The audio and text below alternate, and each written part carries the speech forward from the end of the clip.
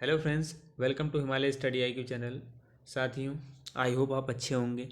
साथियों, अभी हम बात कर रहे थे यूपी ट्रिपल एस सी के थ्रू जो यूपी लेखपाल का फॉर्म आया हुआ है, उसमें 4 सेगमेंट हैं। मैथ है, हिंदी है और जीएस है, और एक सेगमेंट है ग्रामीण परिवेश का, जिससे क्वेश्चन बनेंगे। उसमें जो है हमने 4 चैप्टर कंप्लीट करा चुके हैं और आज 5वां चैप्टर देखते हैं ग्रामीण स्वास्थ्य योजना से। इसके जो भी इम्पोर्टेंट क्वेश्चन हैं उसको हम देखते हैं, डिस्कस करते हैं। तो क्वेश्चन पे आते हैं। कृषोन्नति योजना एक छतरी योजना है जिसमें क्या शामिल है, शामिल नहीं है, क्या शामिल नहीं है। तो ये है किसानों पर राष्ट्रीय आयोग जो है कृषोन्नति योजना एक छतरी योजना में है, शामिल नहीं है। इसमें कह रहा है कि कृषोन्नति योजना एक छतरी योजना है जिसमें किसानों पर राष्ट्रीय आयोग शामिल नहीं है। फिर नेक्स्ट है, मृदा स्वास्थ्य कार्ड योजना किसके दौरान कार्यान्वयन के लिए मूलतः अनुमोदित था। तो ये है 7वें योजना के द्वारा अनुमोदित था। मृदा स्वास्थ्य कार्ड योजना जो है फरवरी 2015 में भारत सरकार द्वारा लाई गई स्कीम है। इस स्कीम के तहत सरकार की किसानों के लिए एक सॉइल कार्ड जारी करने के लिए योजना बनाया गया, जिससे किसानों को मिट्टी की गुणवत्ता का अध्ययन करने, एक अच्छी फसल प्राप्त करके सहायता मिल सके। नेक्स्ट है, नदी साला योजना का क्या उद्देश्य है। तो नदी साला जो योजना है उसका उद्देश्य है जो बेहतर देसी नस्लों के प्रजनन के लिए बेहतर आनुवंशिक क्षमता के बेल का उपयोग करना। यानी नदी साला योजना ग्राम स्तर पर प्रगतिशील पशुपालकों को अनुदान पर देसी वर्णित नस्ल, गौ सांडका तथा साहिवाल, थरपारकर आदि नस्ल प्रदान करना है। नेक्स्ट है, राष्ट्रीय पोषण सप्ताह कब से कब तक मनाया जाता है। तो राष्ट्रीय पोषण सप्ताह 1 सितंबर से 7 सितंबर तक मनाया जाता है। नेक्स्ट है, किस वर्ष में राष्ट्रीय बागवानी मिशन का शुभारंभ किया गया। तो ये शुभारंभ किया गया सन 2005-06 में। देखते हैं, इसमें कहा है कि भारत सरकार द्वारा राष्ट्रीय बागवानी मिशन की शुरुआत सन 2005-06 के दौरान केंद्र प्रायोजित योजना के रूप में की गई थी। नेक्स्ट है, state institute of agriculture extension and training कहाँ स्थित है। तो ये कहाँ स्थित है, भोपाल में, मध्य प्रदेश भोपाल में। जो है मध्य प्रदेश भोपाल में 2006 में कृषि विभाग द्वारा स्थापित की गई थी ये। नेक्स्ट है, ग्राम पंचायत स्तर पर स्वच्छ भारत योजना के अंतर्गत शौचालय बनाने के लिए कितनी धनराशि प्रदान की जाती है। तो 12,000 धनराशि प्रदान की जाती है। नेक्स्ट है, महिला खाद्य सुरक्षा में शामिल है, जो है महिला खाद्य सुरक्षा में शामिल है केवल महिला किसान। नेक्स्ट है, राष्ट्रीय खाद्य सुरक्षा मिशन के तहत महिला किसानों के लिए आवंटित धन का प्रतिशत क्या है। तो आवंटित धन का प्रतिशत जो है 30% है। खाद्य सुरक्षा मिशन का प्रारंभ सन 2007 में श्री मनमोहन सिंह जी द्वारा किया गया था। इसके तहत महिला किसानों के लिए आवंटित धन का 30% भाग है। नेक्स्ट है, निम्नलिखित में से किसे वर्तमान में नेशनल फूड सिक्योरिटी राष्ट्रीय खाद्य सुरक्षा में शामिल नहीं किया गया है। तो ये नहीं किया गया है अंडे को। राष्ट्रीय खाद्य सुरक्षा अधिनियम का प्रारंभ वर्ष 2013 में किया गया।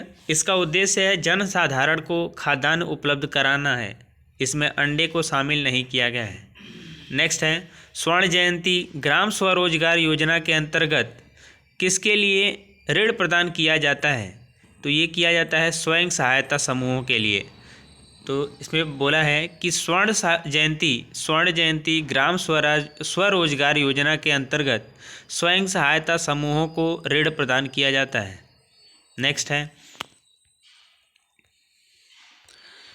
किसान दीदी के कार्य जो है, किसान दीदी के कार्य क्या होते हैं। किसानों के खेतों में खोतिहर जो है इसमें के रूप में कार्य करना नहीं। किसानों के परिवारों और आश्रितों की देखभाल करना, ये भी नहीं है। इसमें है कि किसान विभाग और किसानों के मध्य संपर्क सूत्र के रूप में कार्य करना ही इसका कार्य है। किसान दीदी नीति का मुख्य उद्देश्य किसानों को कृषि की उन्नत विधियों का ज्ञान करा के उत्पादन को बढ़ावा देना है। इसका कार्य कृषि विभाग व किसानों के मध्य संपर्क सूत्र के रूप में कार्य करना है। नेक्स्ट है एग्री उड़ान निम्नलिखित में से संबंधित है। तो ये किससे संबंधित है? ये कृषि क्षेत्र में स्टार्टअप से संबंधित है। एग्री उड़ान का संबंध कृषि क्षेत्र में स्टार्टअप से है जो है इसके माध्यम से किसानों को बेरोजगारी हटाने व रोजगार प्रदान करने के साथ साथ कृषि सुविधाएं प्रदान की जाती है। नेक्स्ट बात करते हैं कृषि श्रमिक सुरक्षा योजना का उद्देश्य कृषि श्रमिकों को क्या प्रदान करता है? तो ये जीवन बीमा सुरक्षा प्रदान करता है। इसमें बोला है कि कृषि श्रमिक सुरक्षा योजना का उद्देश्य कृषि श्रमिकों को जीवन बीमा सुरक्षा प्रदान करना है। इस योजना का प्रारंभ 1 जुलाई सन 2001 में किया गया था। इस योजना के अंतर्गत 18 वर्ष से लेकर 59 वर्ष की आयु के मध्य कृषि श्रमिकों को जीवन बीमा सुरक्षा प्रदान करना है। नेक्स्ट है 2022 तक किसानों की आय को दोगुनी कर एक खाका तैयार करने के लिए निम्नलिखित में से कौन सी समिति गठित की गई है? तो ये की गई है अशोक दलवाई कमेटी। सन 2022 तक किसानों की आय को दोगुनी कर एक खाका तैयार करने के लिए अशोक दलवा कमेटी जो है का गठन किया गया है। इसका उद्देश्य किसानों की उन्नत खेती हेतु प्रशिक्षण देने का कार्य करना है। नेक्स्ट है कृषि क्षेत्र में समस्याओं का प्रत्यक्ष समाधान प्रदान करने के लिए केंद्र सरकार ने किस ऑनलाइन सुविधा की शुरुआत की है? तो ये की है ई कृषि संवाद की। कृषि क्षेत्र में आने वाली समस्याओं का प्रत्यक्ष समाधान प्रदान करने के लिए केंद्र सरकार ने ई कृषि संवाद सुरक्षा प्रदान की है, जिसमें विशेषज्ञों द्वारा किसानों को सुझाव दिए जाएंगे। नेक्स्ट है रूरल इलेक्ट्रिफिकेशन कॉरपोरेशन ग्रामीण विद्युतीकरण निगम की स्थापना किस वर्ष की गई थी? तो ये 1969 में की गई थी, 1969 में।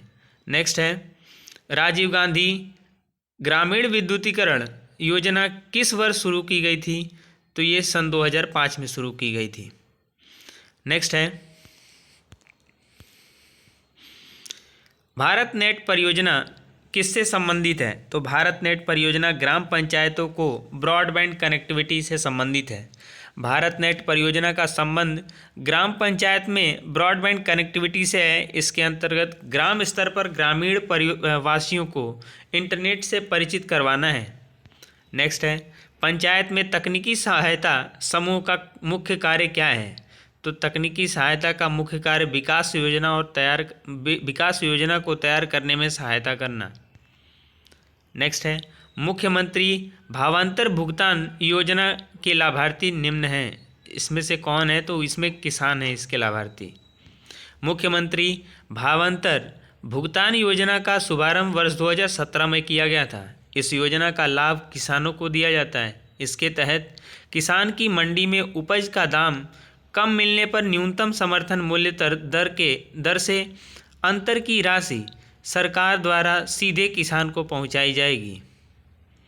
नेक्स्ट है राष्ट्रीय खाद्य सुरक्षा मिशन का उद्देश्य निम्नलिखित में से कौन सा नहीं है? तो ये नहीं है। राष्ट्रीय खाद्य सुरक्षा मिशन वर्ष 2007 में प्रारंभ की गई थी। इसका उद्देश्य ये नहीं है कि खाद्य सुविधा को सुदृढ़ करना, ये इसकी विशेषता नहीं है, उद्देश्य नहीं है। इसमें कहा है कि राष्ट्रीय खाद्य सुरक्षा मिशन वर्ष 2007 में प्रारंभ की गई। इसका उद्देश्य चावल में 10 मिलियन टन, गेहूं में 8 मिलियन टन तथा दालों में 2 मिलियन टन उत्पादन में वृद्धि का निर्धारण किया गया है। यह केंद्र सरकार द्वारा 100% वित्त पोषित योजना है। इसमें उच्च उत्पादन क्षमता के बीजों का वितरण, नवीन तकनीकी का प्रयोग तथा फसलों की नई किस्मों का विकास करना है। नेक्स्ट है समन्वित बाल विकास योजना के अंतर्गत निम्नलिखित में से कौन सा एक सम्मिलित नहीं है? तो ये परिवार नियोजन इसमें सम्मिलित नहीं है। समन्वित बाल विकास परियोजना के अंतर्गत पूरक पोषण, टीकाकरण तथा पोषण एवं स्वास्थ्य शिक्षा सम्मिलित है। समन्वित बाल विकास योजना वर्ष 1975 ईस्वी में केंद्र प्रायोजित योजना के तौर पर शुरू की गई। 6 वर्ष से कम उम्र वाले बच्चों और गर्भवती तथा स्तनपान कराने वाली माताओं के पौष्टिक आहार तथा स्वास्थ्य स्तर पर सुधार, बच्चों के समुचित मनोवैज्ञानिक, शारीरिक और सामाजिक विकास की नींव डालना है।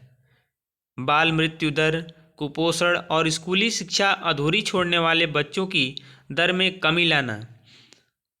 बाल विकास को बढ़ावा देने के लिए विभिन्न विभागों के बीच नीति तथा कार्यान्वित में कारगर तालमेल, स्वास्थ्य और पोषाहार शिक्षा की समुचित व्यवस्था करके माताओं की बच्चों के स्वास्थ्य व पोषाहार संबंधी आवश्यकताओं की देखरेख की क्षमता बढ़ाना इसके उद्देश्य हैं।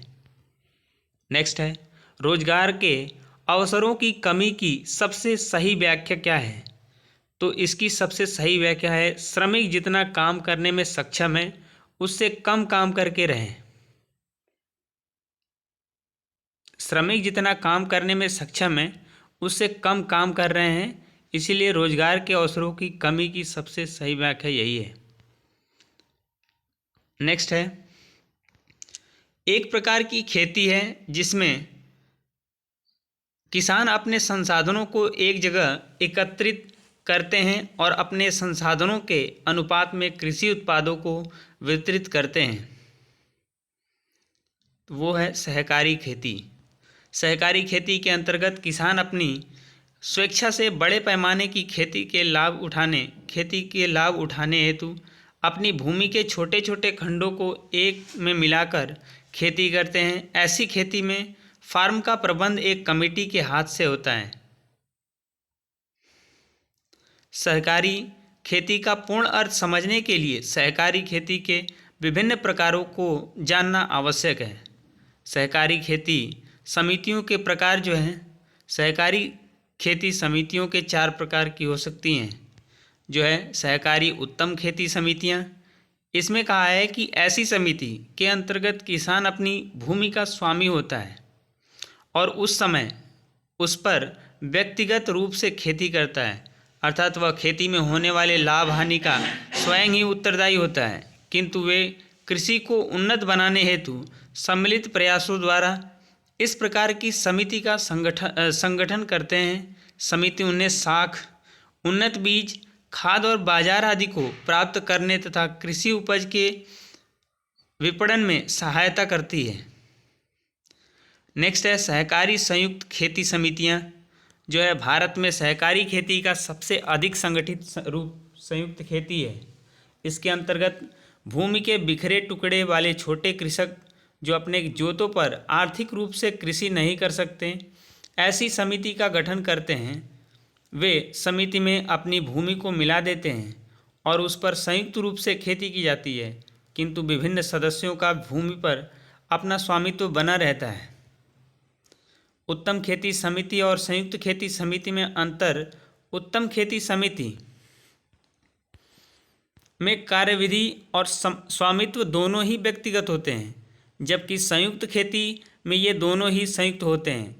अन्य शब्दों में, जहाँ खेती से हानि लाभ का भार कृषक व्यक्तिगत रूप से उठाता है, वहाँ संयुक्त खेती समिति में यह सभी सदस्यों को मिलजुल कर बांट लिया जाता है। वास्तव में उत्तम खेती समिति सहकारी खेती तक पहुँचने का एक सोपान है। नेक्स्ट समिति है सहकारी आसामी समिति खेती समिति। ऐसी समिति का गठन प्रायः भूमिहीन किसानों द्वारा किया जाता है। समिति भूमि को या तो क्रय करती है अथवा सरकार से अथवा अन्य किसी संस्था से निःशुल्क अथवा पट्टा लगान पर प्राप्त करती है। यह भूमि पुनः छोटे छोटे टुकड़ों में विभाजित कर ली जाती है और प्रत्येक सदस्यों को एक टुकड़ा दे दिया जाता है जो उस पर व्यक्तिगत रूप से खेती करता है। ऐसी समिति में सदस्य और समिति के मध्य किसान और जमींदारी का संबंध होता है, क्योंकि सदस्य भूमि के बदले समिति को लगान देता है। अगली समिति है सहकारी सामूहिक खेती समिति। ऐसी समिति द्वारा भूमि का बड़ा खंड या तो क्रय करके अथवा निःशुल्क पट्टे पर या पट्टा लगान पर प्राप्त कर सकती है और यह भूमि समिति की संपत्ति बन जाती है। यह भूमि सदस्यों की भी हो सकती है, किंतु समिति में लगान लगा देने के उपरांत यह समिति की संपत्ति बन जाती है और सदस्यों का इस पर से व्यक्तिगत स्वामित्व समाप्त हो जाता है। ऐसी भूमि पर सदस्य सामूहिक रूप से खेती करते हैं। नेक्स्ट है उत्तर प्रदेश में किसके प्रचार हेतु कन्या सुमंगल योजना की शुरुआत की गई थी? तो इसमें की गई थी लड़कियों के लिए स्वास्थ्य एवं शैक्षणिक मानक। इसमें देखते हैं कि कन्या सुमंगला योजना के अंतर्गत सरकार बेटी के पैदा होने के बाद उसकी पढ़ाई का खर्च उठाएगी। कन्या सुमंगला योजना के लिए सरकार का 1200 करोड़ का खर्चा होगा। नेक्स्ट है उत्तर प्रदेश में किसके हेतु सबरी संकल्प अभियान की शुरुआत की गई थी? तो ये की गई थी कुपोषण दूर करने के लिए। इसमें कहा है कि बच्चों में कुपोषण दूर करने के लिए राज्य सरकार ने अब सबरी संकल्प अभियान शुरू किया है। इस कार्यक्रम के पहले चरण में प्रदेश के 39 जिलों में शुरुआत हो रही है। इस योजना में कुपोषित बच्चों की पहचान के लिए 24 और 27 अक्टूबर को वजन दिवस का आयोजन किया जाएगा। 1 नवंबर से सबरी संकल्प योजना लागू कर दी जाएगी। इसमें 0 से 3 और 3 से 5 वर्ष तक के बच्चों का वजन लिया जाएगा। इसके बाद इसका डाटा तैयार कर ऑनलाइन किया जाएगा। कुपोषित बच्चों को पीली और अति कुपोषित बच्चों को लाल श्रेणी में रखा जाएगा। इन बच्चों के वजन की नियमित ट्रैकिंग ऑनलाइन की जाएगी। इसमें आंगनबाड़ी की सेवाओं के अलावा अन्य विभागों की योजनाओं का लाभ भी दिया जाएगा। दिसंबर 2018 तक कुपोषण में 2% की कमी लाना प्रस्तावित है। इस योजना के लाभार्थियों के परिवारों को अनुपूरक पोषाहार, राशन कार्ड से मिलने वाला खाद्यान्न और मनरेगा का जॉब कार्ड सुनिश्चित किया जाएगा। प्रदेश में 39 जिलों में चलने वाले इस अभियान में वजन दिवस में पहचान किए गए कुपोषित बच्चों की सूची के साथ ही उसके परिवार की सूचनाएं भी संकलित की जाएंगी। तो साथियों, ये सारे इंपॉर्टेंट क्वेश्चंस थे। तो आई होप आपको समझ में आया हो। अगर वीडियो आपको अच्छी लगी हो तो वीडियो को लाइक कीजिए, हमारे चैनल को सब्सक्राइब कीजिए और वीडियो को ज़्यादा से ज़्यादा लोगों तक शेयर करिए। Thank you.